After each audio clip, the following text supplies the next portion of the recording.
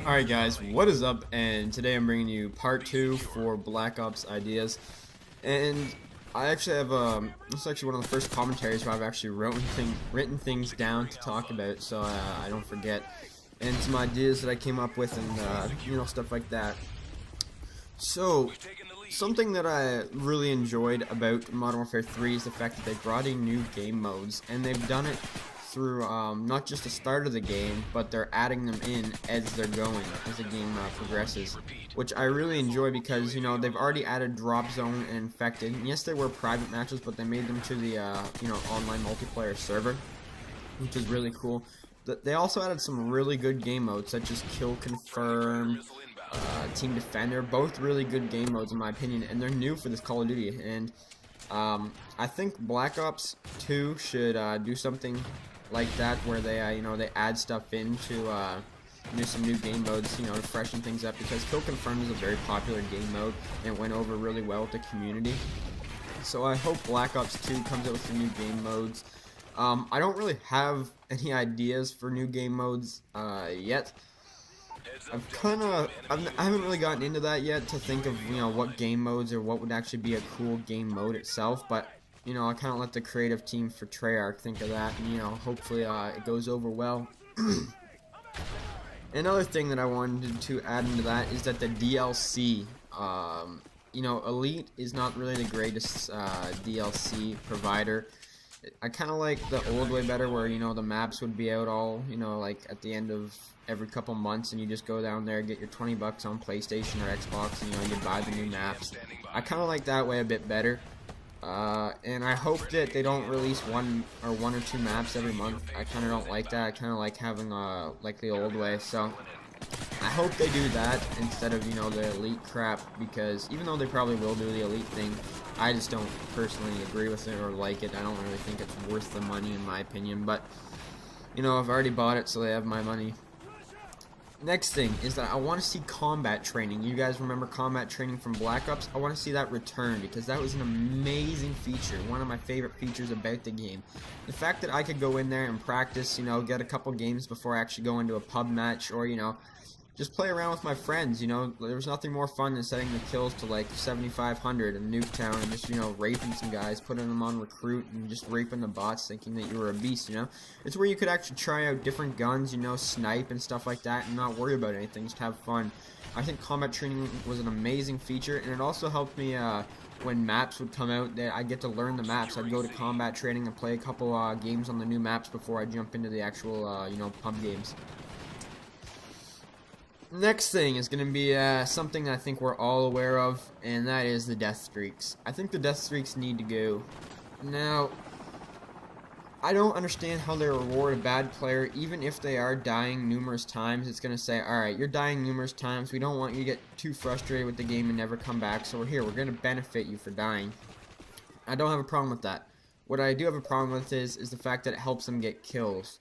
And what I mean by that is that death streaks like Juiced, what else was there right now? Revenge, Hollow Points, they're not really bad.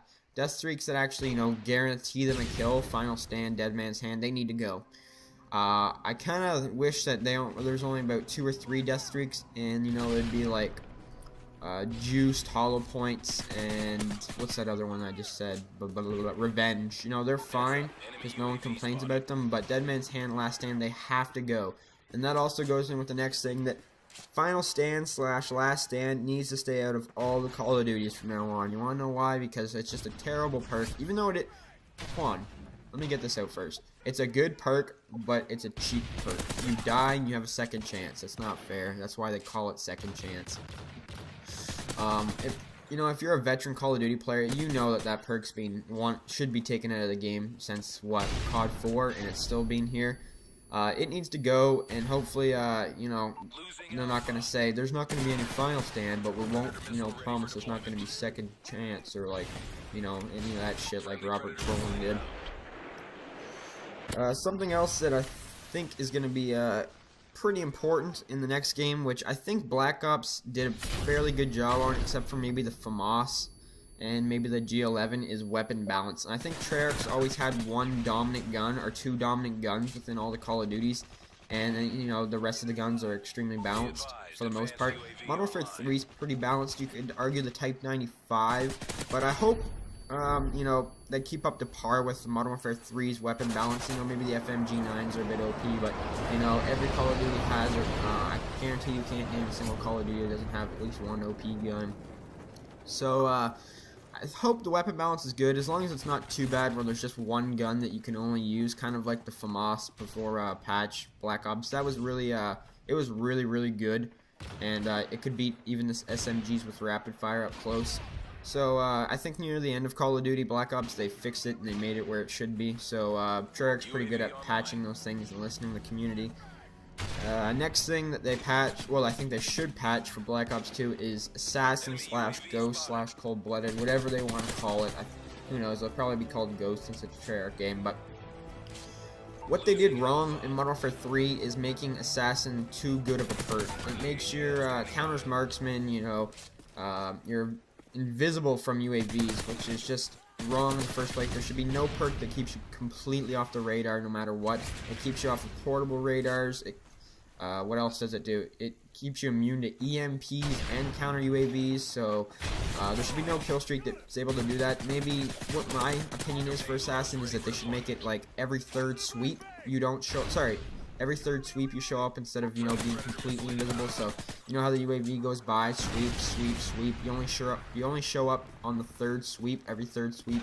That wouldn't be that bad, and it also counters advanced UAVs, which is just completely ridiculous because you know, Blackbird's had it right, which I actually want to see Blackbird return. I know a lot of people don't. I think they should, but it should be a high kill streak. And yes, I think point streak should be back for Black Ops, but I will get into that a bit later. But Assassin needs to be tweaked. I think the every third sweep thing would work for me, in my personal opinion.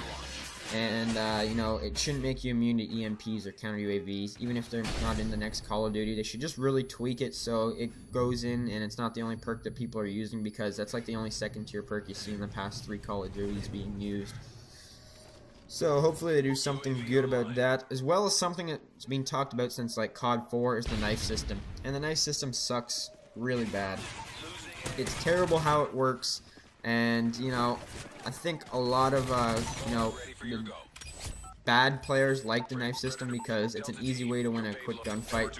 But I think it's kind of cheap, and you know what they should do is make it a 2-hit knife kill, unless it's above the waist, and then I believe it should be a 1-hit. Sorry, I'm talking about throwing knives for that one. Knife should be a 2-hit knife kill. Throwing knives should not be able to kill you unless you're unless it's above the waist, because if you get hit in the foot or the knee and you die from a throwing knife, that's just completely silly.